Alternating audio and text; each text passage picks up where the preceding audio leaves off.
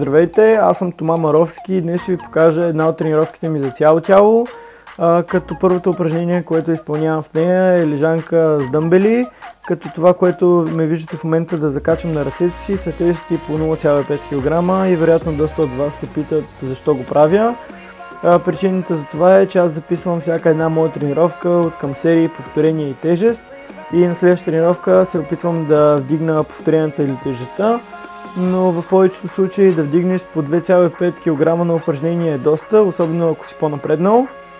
И затова използвам такива микротежести от 0,5 до 1 кг, с които да улеснявам прогреса си.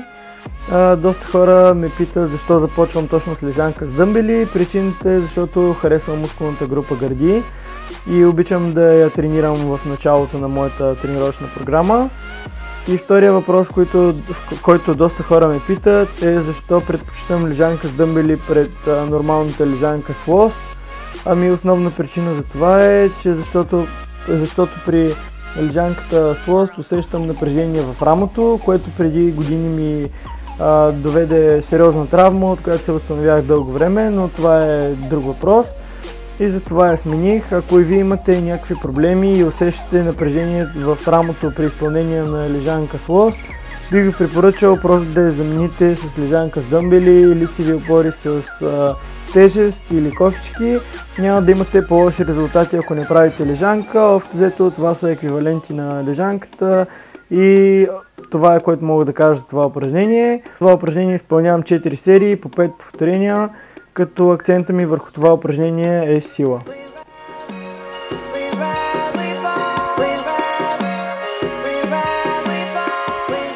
Следващото упражнение, което изпълнявам, е упражнение за гръб, а именно едностранно гребане с дъмбел. И тук много хора ме питат защо го предпочитам с дъмбели, а не с щанга.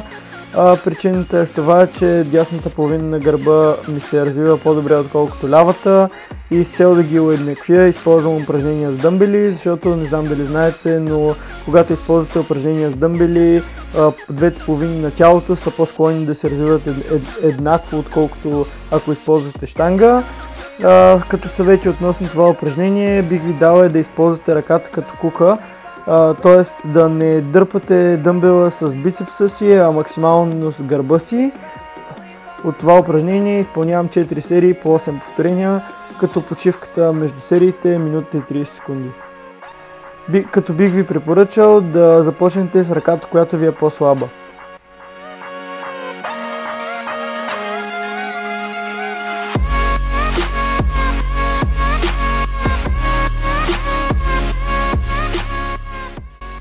Третото упражнение, което изпълнявам, е упражнение за предно рамо, като това е изолирано упражнение, а именно повдигане на дъмбел пред гърди. Едва ли има някой, който не знае това упражнение и не мисля, че има нужда да му обръщам особено внимание. Само ще ви кажа, че от него изпълнявам 3 серии по 12 повторения, но тук почивката е доста по-кратка, отколкото при другите упражнения. Тук почивам 45 секунди между сериите.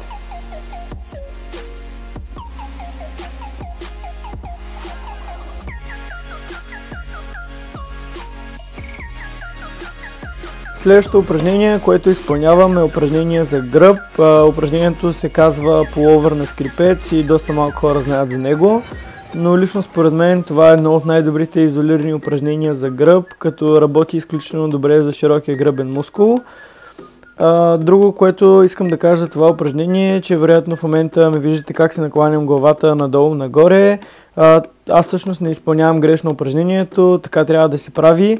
За да постигнете пълен обхват на това упражнение, трябва да движите главата си както в момента аз правя, за да може да изпълните гърба в горната позиция до край и да го свиете додолу в долната позиция. От това упражнение изпълнявам 4 серии по 8 повторения, като наистина на това упражнение прогресът ми е доста добър.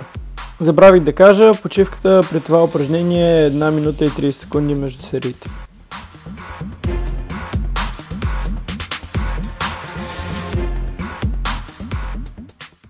Следващото упражнение, което изпълнявам, са лицеви опори с 37,5 кг. От тях изпълнявам 4 серии по 8 повторения, но в случая успях да изпълня 9. Като почивката тук е отново минута и 30 секунди между сериите. Както казах, още в началото може спокойно да замените лежанката с лицеви опори, без да имате по-лоши резултати. Следващото упражнение, което изпълнявам, е упражнение за предно бедро, именно разгъване за предно бедро на машина, като сега знам, че много от вас ще си кажат, той изпълнява упражненията за крака в края на програмата му, той не тренира крака. Всъщност в някои от тренировъчните ми дни започвам с упражнения за крака, в другите са в края. Упражненията в моята програма не са подредени хаотично, всяко от тях има смисъл и е поставено на това място със значение.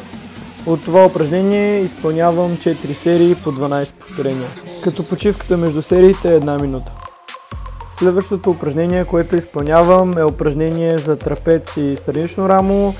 Това упражнение се нарича хеликоптер. От него изпълнявам 2 серии по 12 повторения, като почивката между сериите е 1 минута.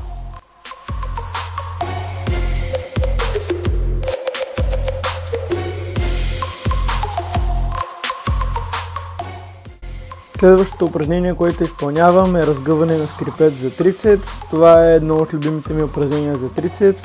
От него изпълнявам 3 серии по 10 до 12 повторения, като почивката е както за всички други изолирани упражнения, именно 1 минута. Следващото упражнение е сгъване за бицепс с крива щанга прав. Това упражнение изобщо ми върви и общо взето почти не мога да прогресирам на него. От това упражнение изпълнявам също 3 серии от 10 до 12 повторения, като почивката между сериите е стандартна и 1 минута.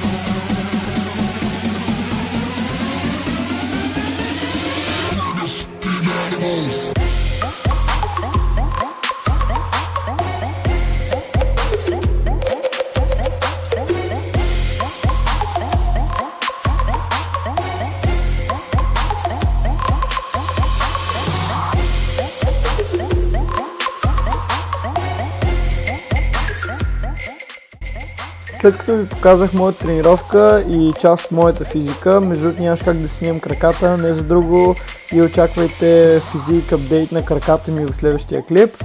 Като цяло доста хора ме питат какво да ядат след тренировка и този път реших да ви покажа една доста лесна рецепта след тренировка. За рецептата ще ви трябват 100 грама оризовки, една моцарела, може обезмаслена, може и нормална, песто, както един домат. Рецептата е супер елементарна, супер достъпна и в същото време е доста засищаща. И лично на мен това ми е една от любимите рецепти за след тренировка. Калориите и макросите за рецептата ще бъдат сложени в края на клипа, като макросите са за необезмаслена моцарела, както и за 100 грама оризовки, но в случая не сложих и 100 грама оризовки, защото просто домата не ми стигна.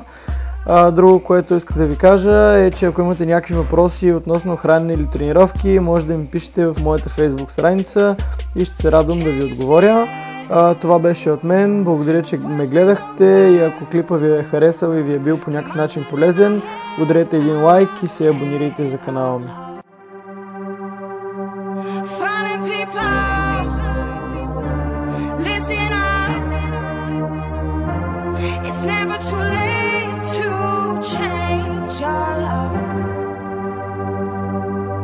So don't let them steal your light. Don't let them break your stride. There's light on the other side. You'll see all the rain clouds follow me. It's a revolution. Make it out tonight. It's forever.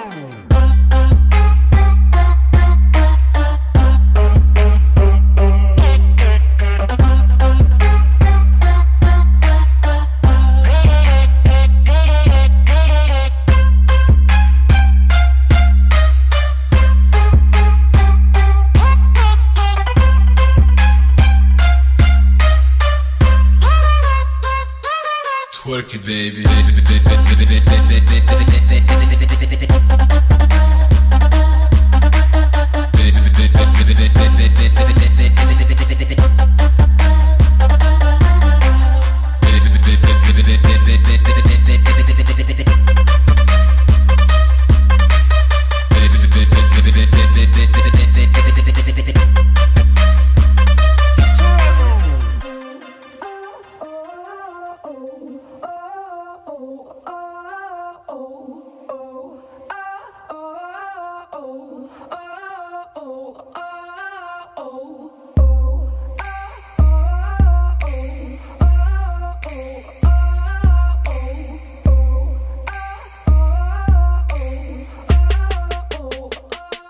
Can you see it?